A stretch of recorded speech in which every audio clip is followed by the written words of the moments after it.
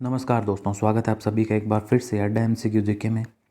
दोस्तों, ये जो क्लास है आज, जो हमारे राजस्थान के कला संस्कृति क्लासेस चल रही है, जो कि आपके राजस्थान सम्मान पात्रता परीक्षा, जो कि सेकेंडरी लेवल और ग्रेजुएशन लेवल तथा हाईकोर्ट एलडीसी की परीक्षा में ये कला संस्कृति के टॉप 20 महत्वपूर्ण पर्सन है ये, जो कि आपके परीक्षा में मील का पत्थर साबित होंगे। और ये पर्सन ऐसे है दोस्तों, जो हमेशा परीक्षा में गलत होने की ज़्यादा संभावना रहती है।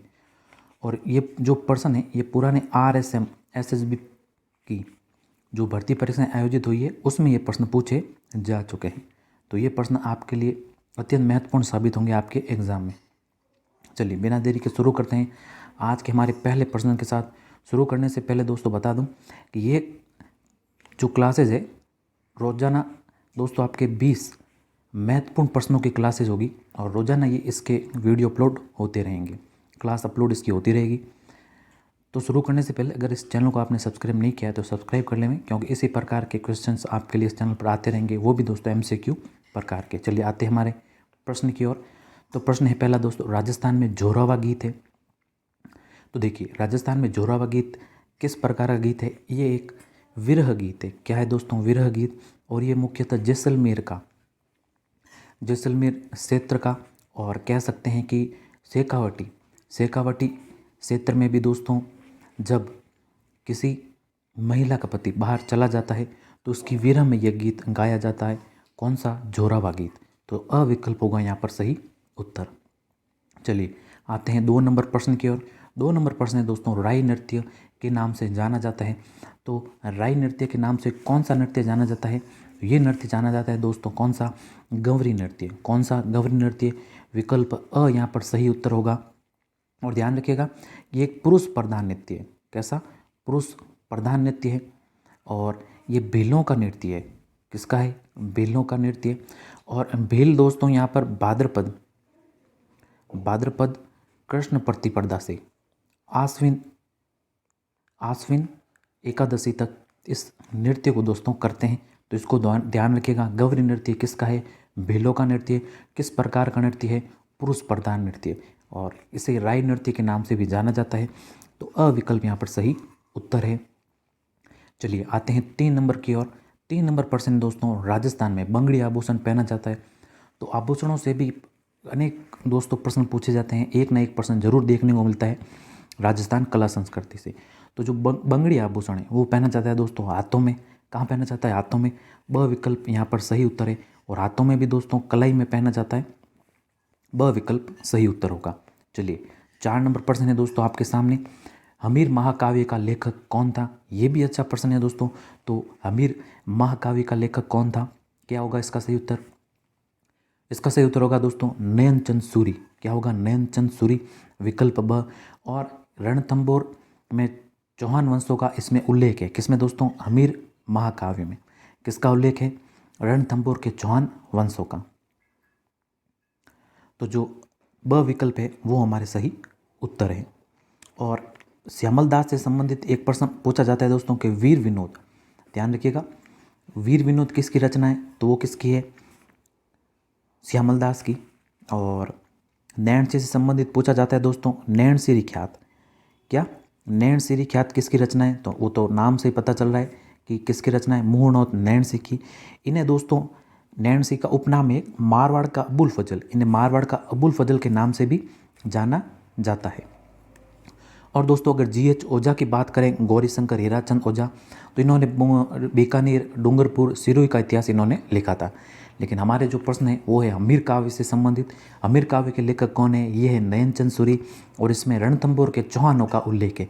किसका उल्लेख है? रणथंभौर के चौहानों का। तो ब विकल्प इस प्रश्न का सही उत्तर है। चलिए आते हैं 5 नंबर प्रश्न की ओर। 5 नंबर है दोस्तों प्रश्न, नाथों का मंदिर स्थित है। तो नाथों का मंदिर कहाँ पर स्थित है? तो ध्यान रखिएगा, जो नाथों का मंदिर है ये है दोस्तों कहाँ पर? जोधपुर में। कहाँ पर है दोस्तों? जोधपुर में। और जोधपुर में भी महामंदिर नामक स्थान पर। कहाँ पर है? महामंदिर नामक स्थान पर। अविकल्प यहाँ पर सही उत्तर होगा। ध्यान रखिएगा, नाथों की मुख्यतः 2 शाखाएं हैं। कितनी है दोस्तों? 2 शाखाएं। एक तो है माननाथी और एक है दोस्तों वैरागी। कौन सी? वैरागी। तो ध्यान रखिएगा जो माननाथी है इसका जो मंदिर है, प्रमुख पीठ है, वो है दोस्तों महामंदिर जोधपुर में। और वैरागी की दोस्तों जो पीठ है वो है दोस्तों पुष्कर। और पुष्कर में भी दोस्तों राताडूंगा, कहाँ पर? राताडूंगा, राताडूंगा पुष्कर में। तो पूछ सकते हैं कि वैरागी जो वैरागी मंदिर है या वैरागी जो पीठ है वो कहाँ पर है? वो है राताडूंगा पुष्कर में। और माननाथी की जो पीठ है या फिर नाथों का जो मंदिर है वो कहाँ पर है? महामंदिर जोधपुर में। तो अविकल्प इस प्रश्न का सही उत्तर होगा। चलिए आते हैं 6 नंबर प्रश्न की ओर। 6 नंबर प्रश्न है दोस्तों आपके सामने, गालव ऋषि का आश्रम कहाँ स्थित है? तो देखिए गालव ऋषि का मंदिर जो आश्रम है वो कहाँ पर स्थित है दोस्तों? वो है दोस्तों जयपुर में। कहाँ पर है? जयपुर में। अब विकल्प यहाँ पर सही उत्तर होगा। और जयपुर में भी दोस्तों गलता जी, कहाँ पर? गलता जी, गलता नामक स्थान पर। और ध्यान रखिएगा इसे उत्तर तोताद्री भी कहते हैं। ये भी प्रश्न पूछा गया कि उत्तर तोताद्री के नाम से किसे जाना जाता है? ये जाना जाता है किसे दोस्तों? गलता जी जो कि है जयपुर में। इसे दोस्तों मंकी घाटी भी कहते हैं, या फिर मंकी वैली या बंदरों की घाटी भी दोस्तों इसे कहते हैं। तो ब विकल्प है इस प्रश्न का सही उत्तर। गालव ऋषि का आश्रम कहाँ पर है? गलता जी जयपुर में। चलिए आते हैं 7 नंबर की ओर। 7 नंबर प्रश्न है दोस्तों, रणकपुर मंदिर का मुख्य शिल्पी कौन था? ये भी बहुत ही शानदार प्रश्न दोस्तों। तो रणकपुर मंदिर का मुख्य शिल्पी कौन था दोस्तों? ये था दोस्तों दीपा, या फिर इन्हें दीपाक भी कहते हैं। क्या? दीपा या फिर दीपाक। सविकल्प यहाँ पर सही उत्तर है। और ये दोस्तों देसूरी नामक स्थान पर रणकपुर में ये मंदिर है। और इसका निर्माण ध्यान रखिएगा 1439 में 1439 ईस्वी में हुआ था। और उस समय के तो जो शासक थे वो कौन थे दोस्तों? कुंभा। कौन थे? कुंभा। ध्यान रखिएगा ये भी प्रश्न पूछा गया है कि रणकपुर मंदिर के निर्माण के समय शासक कौन थे मेवाड़ के? वो थे दोस्तों कुंभा। और एक और पूछा जाता है कि ये जो मंदिर है ये किसे समर्पित है? तो आदिनाथ। किसे है दोस्तों? आदिनाथ ऋषभदेव को। किसे समर्पित है? आदिनाथ ऋषभदेव को ये मंदिर समर्पित है। सविकल्प इसका सही उत्तर है। कौन है शिल्पी? दीपा, और या फिर जिन्हें दीपाक भी कहते हैं। सविकल्प इस प्रश्न का सही उत्तर होगा। आते हैं 8 नंबर प्रश्न की ओर। 8 नंबर है, रामसागर वन्य जीव अभ्यारण्य स्थित है। ये भी अच्छा प्रश्न है दोस्तों। तो जो रामसागर वन्य जीव अभ्यारण्य है वो कहाँ पर है? धौलपुर में। कहाँ पर है? धौलपुर में। द विकल्प इस प्रश्न का सही उत्तर है। आते हैं 9 नंबर की ओर। अब देखिए 9 नंबर ये तो आसान भी है दोस्तों और बेहद ही इंपॉर्टेंट प्रश्न है, कई बार पूछा जाने वाला प्रश्न। तो अलाउद्दीन खिलजी ने मेवाड़ पर आक्रमण किया था। तो बेहद ही अच्छा प्रश्न। अलाउद्दीन खिलजी ने मेवाड़ पर आक्रमण किया था। इस समय दोस्तों एक ऐतिहासिक साका भी हुआ था और ये आक्रमण किया था दोस्तों 1303 ईस्वी में। कब किया था? 1303 ईस्वी में। और उस समय दोस्तों मेवाड़ के शासक थे राव रतन सिंह। ये उस समय के शासक थे और इनके नेतृत्व में दोस्तों केसरिया हुआ। क्या हुआ दोस्तों? केसरिया। और ध्यान रखिएगा दोस्तों, एक तो होता है दोस्तों केसरिया, एक होता है साका। जब पुरुष अपने सर पर केसरिया साफा बांधकर युद्ध की रणभूमि में अपने प्राणों को न्योछावर कर देते हैं तो उसे तो दोस्तों कहते हैं केसरिया। और एक होता है साका। और ये जो साका हुआ था दोस्तों रानी माँ पद्मिनी के नेतृत्व में ये साका हुआ था। और साका क्या होता है दोस्तों? जब रानियाँ अग्नि में दोस्तों अपने प्राणों को न्योछावर कर देती है तो इसे क्या कहते हैं? साका कहते हैं। क्या कहते हैं? साका। तो ये जो साका हुआ था वो रानी माँ पद्मिनी के नेतृत्व में हुआ था, इसका ध्यान रखिएगा। और ये जो उल्लेख मिलता है दोस्तों ये मिलता है मलिक मोहम्मद जायसी की जो रचना है पद्मावत, इस पर मूवी भी बनी है, आपको पता होगा ये, जो कि चर्चित थी बेहद ही। और जो इसके रचनाकार है वो कौन है? मलिक मोहम्मद जायसी। और एक और प्रश्न पूछा जाता है इसके बारे में कि अलाउद्दीन खिलजी ने मेवाड़ को जीतकर इसका नाम क्या कर दिया था?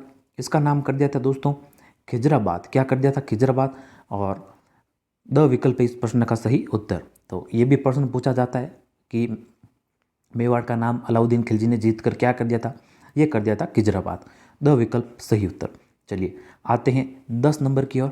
10 नंबर है राजस्थान सेवा संघ की स्थापना कब हुई। तो राजस्थान सेवा संघ की स्थापना कब हुई दोस्तों, ये हुई कब, 1919 में। कब हुई, 1919 में। अविकल्प इसका सही उत्तर है। और कहाँ पर हुई, ये हुई दोस्तों वर्धा नामक स्थान पर। और वर्धा कहाँ पर है, महाराष्ट्र में। कहाँ पर है दोस्तों, महाराष्ट्र में, इसको भी ध्यान रखिएगा। और ये राजस्थान सेवा संघ की स्थापना विजय सिंह पथिक, हरिभाई किंकर और दोस्तों केसरी सिंह बारट, इनके नेतृत्व में इसकी स्थापना हुई थी। किसकी, राजस्थान सेवा संघ की। महत्वपूर्ण प्रश्न दोस्तों, कई बार एग्जाम में पूछा गया प्रश्न। और ये भी पूछा गया है कि राजस्थान सेवा संघ की स्थापना कहाँ पर हुई थी, वर्धा में। वर्धा कहाँ है, महाराष्ट्र में। कब हुई, 1919 में। अविकल्प इस प्रश्न का सही उत्तर होगा। चलिए आते हैं 11 नंबर की ओर। 11 नंबर प्रश्न है, कौन से पॉलिटिकल एजेंट जोधपुर में 1857 में विप्लव में मारे गए थे। अच्छा प्रश्न दोस्तों, कई बार पूछा गया प्रश्न। तो जब 1857 की क्रांति हुई थी उस समय दोस्तों जोधपुर के जो शासक थे वो थे दोस्तों तखत सिंह। कौन थे, ध्यान रखिएगा, ये भी कई बार पूछा गया प्रश्न है कि 1857 की क्रांति के समय जोधपुर के शासक कौन थे, वो थे दोस्तों तखत सिंह। और इस समय दोस्तों आहुआ नामक स्थान पर दोस्तों ठाकुर कुशल सिंह जो जमींदार थे दोस्तों, तो जोधपुर की राजकीय सेना और अंग्रेजों की संयुक्त सेना और कुशाल सिंह के मध्य दोस्तों युद्ध लड़ा गया। और ये दोस्तों 2 युद्ध थे। कितने युद्ध लड़े गए थे, 2 युद्ध। एक तो दोस्तों नाम आता है बिथोड़ा का युद्ध। कौन सा, बिथोड़ा का युद्ध। एक नाम आता है दोस्तों चेलावास का युद्ध। कौन सा, चेलावास का युद्ध, जिसे काले गोरे का युद्ध भी कहते हैं। काले गोरे का युद्ध भी कहते हैं। सन तो ये एक ही है दोस्तों, 1857, ध्यान रखिएगा। इसका भी 1857 ध्यान रखिएगा, लेकिन इनकी डेट को ध्यान रखिएगा। तो जो बिथोड़ा का युद्ध हुआ था वो कब हुआ था दोस्तों, 8 सितंबर को। कब हुआ था, 8 सितंबर को। और चेलावास ध्यान रखिएगा, इसके 10 दिन ही पश्चात 18 सितंबर को। चेलावास का युद्ध 18 सितंबर को हुआ। और इन दोनों ही युद्धों में दोस्तों किसकी विजय हुई, आहुआ के ठाकुर कुशाल सिंह की। किसकी विजय हुई दोस्तों, आहुआ के ठाकुर कुशाल सिंह की। और इसमें दोस्तों जो पॉलिटिकल एजेंट था वो मारा गया, कौन सा, मैकमोहन। कौन सा दोस्तों, मैकमोहन। तो अविकल्प इसमें से सही उत्तर होगा। और काले गोरे का युद्ध भी पूछा जाता है दोस्तों कि काले गोरे का युद्ध कब हुआ। डेट है दोस्तों 18 सितंबर 1857। तो इस डेट को याद रखिएगा। तो अविकल्प है इस प्रश्न का सही उत्तर। बिथोड़ा भी कई बार पूछा गया है, 8 सितंबर 1857 इसकी डेट है।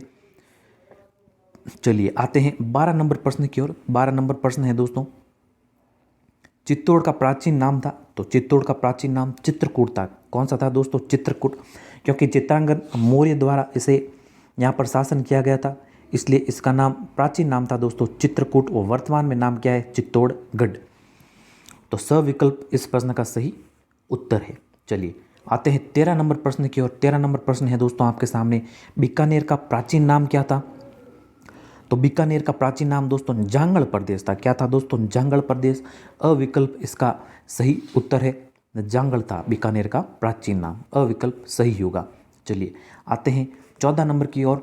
14 नंबर प्रश्न है दोस्तों, खेजड़ी का पेड़ संबंधित है। तो खेजड़ी का पेड़ दोस्तों किससे संबंधित है, खेजड़ी का पेड़ संबंधित है दोस्तों किससे, गोगा जी से। किससे है दोस्तों, गोगा जी से।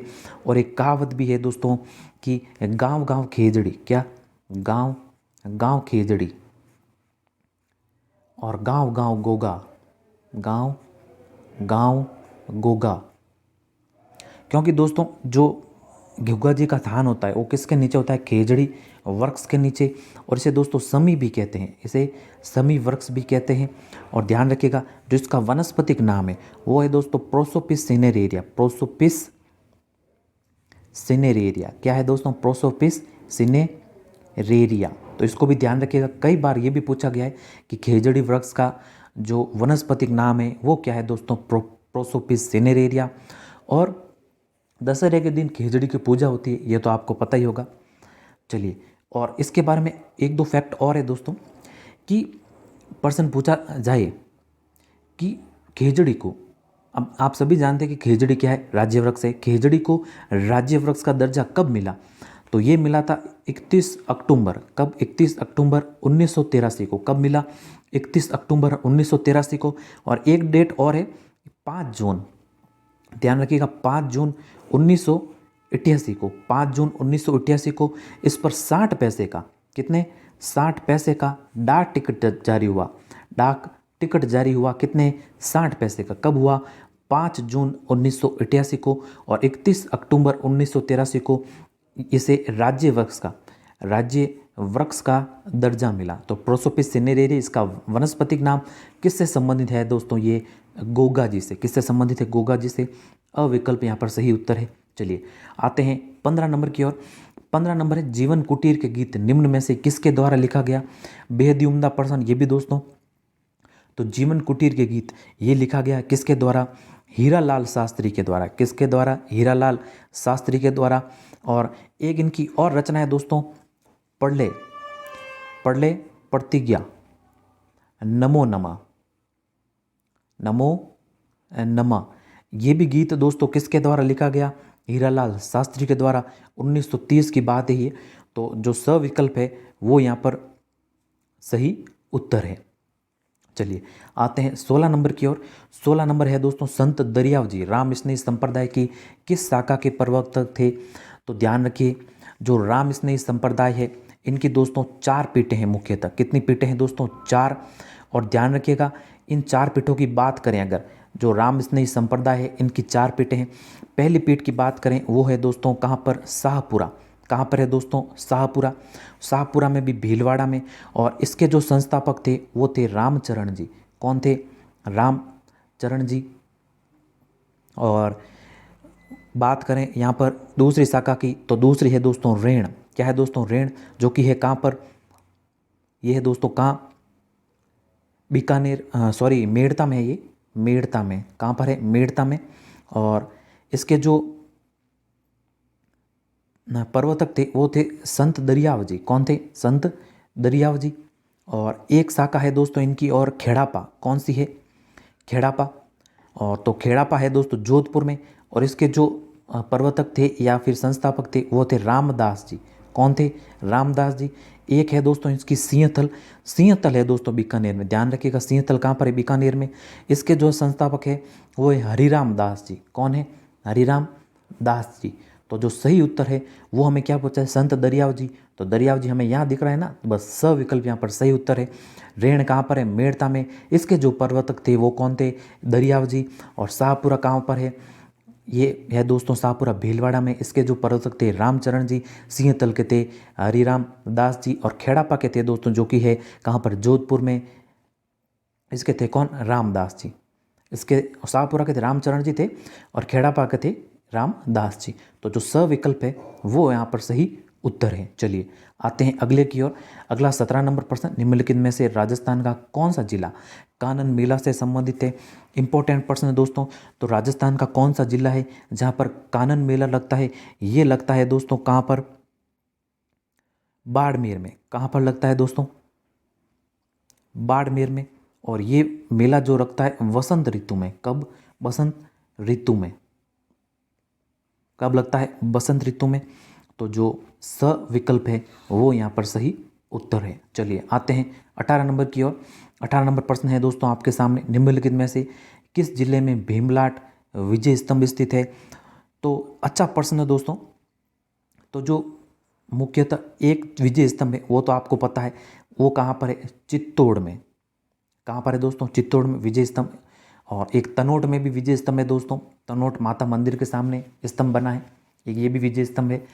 और हमें पूछा है कि भीमलाट विजय स्तंभ, तो भीमलाट विजय स्तंभ है वो है दोस्तों भरतपुर में। कहाँ पर है? भरतपुर में। स्थल एक भरतपुर का है दोस्तों बयाना। कहाँ पर? बयाना। तो ब विकल्प होगा यहाँ पर इस प्रश्न का सही उत्तर। हमें भीमलाट विजय स्तंभ का पूछा है वो कहाँ पर है? भरतपुर में। ब विकल्प सही उत्तर। चलिए आते हैं 19 नंबर की ओर। 19 नंबर प्रश्न है आपके सामने, देश हितैषणी सभा को स्थापित की गई थी। अच्छा प्रश्न दोस्तों। तो देश हितैषणी सभा की स्थापना कब की गई थी? तो डेट है दोस्तों 2 जुलाई। कितनी है? डेट है 2 जुलाई। तो इन सभी में आपको 2 जुलाई 2 जुलाई 2 जुलाई दिख रहा है, लेकिन सन को ध्यान रखिएगा 1877। कब है दोस्तों? 1877। अब ये दिख रहा है आपको विकल्प द में, तो विकल्प द यहाँ पर सही उत्तर है। और इसके जो अध्यक्ष थे दोस्तों देश हितैषणी सभा के, वो थे दोस्तों महाराणा सज्जन सिंह। कौन थे? महाराणा सज्जन सिंह। और ये दोस्तों सामाजिक सुधार है, तो सामाजिक सुधार है तो इस देश हितैषणी सभा की स्थापना की गई थी, तो द विकल्प होगा यहाँ पर सही उत्तर। आते हैं अगले और अंतिम प्रश्न की ओर। आज के हमारे अंतिम प्रश्न है दोस्तों, गणेश्वर सभ्यता किस काल से संबंधित है? तो गणेश्वर सभ्यता का संबंध किस काल से है दोस्तों? ये है ताम्र या कांस्य युगीन काल से। किससे? ताम्र या फिर कांस्य युगीन काल से। तो स विकल्प यहाँ पर सही उत्तर है। गणेश्वर सभ्यता की बात करें तो दोस्तों गणेश्वर सभ्यता का जो खुदाई या फिर खोज हुई थी आर.सी. अग्रवाल, रतन चंद्र अग्रवाल, इन्होंने दोस्तों की थी। और नदी के बारे में पूछा जाता है कि गणेश्वर सभ्यता किस नदी के किनारे है? तो कांतली नदी के। कौन सी? कांतली नदी के किनारे। तो जो स विकल्प है वो यहाँ पर सही उत्तर है। इन फैक्ट के बारे में दोस्तों ध्यान रखिएगा। चलिए धन्यवाद दोस्तों, ये थे आज के आपके 20 महत्वपूर्ण इंपॉर्टेंट प्रश्न। और ये प्रश्न आपके होने वाली सीईटी या फिर राजस्थान हाईकोर्ट एलडीसी की परीक्षा में महत्वपूर्ण साबित होंगे। उम्मीद है कि वीडियो पसंद आया होगा। अगर पसंद आया तो वीडियो को लाइक करें, शेयर करें अपने दोस्तों के साथ, और अगर इस चैनल पर नए हैं तो इस चैनल को जरूर सब्सक्राइब करें। मिलते हैं जल्द ही नई क्लास में हमारे, तब तक के लिए जय हिंद, वंदे मातरम।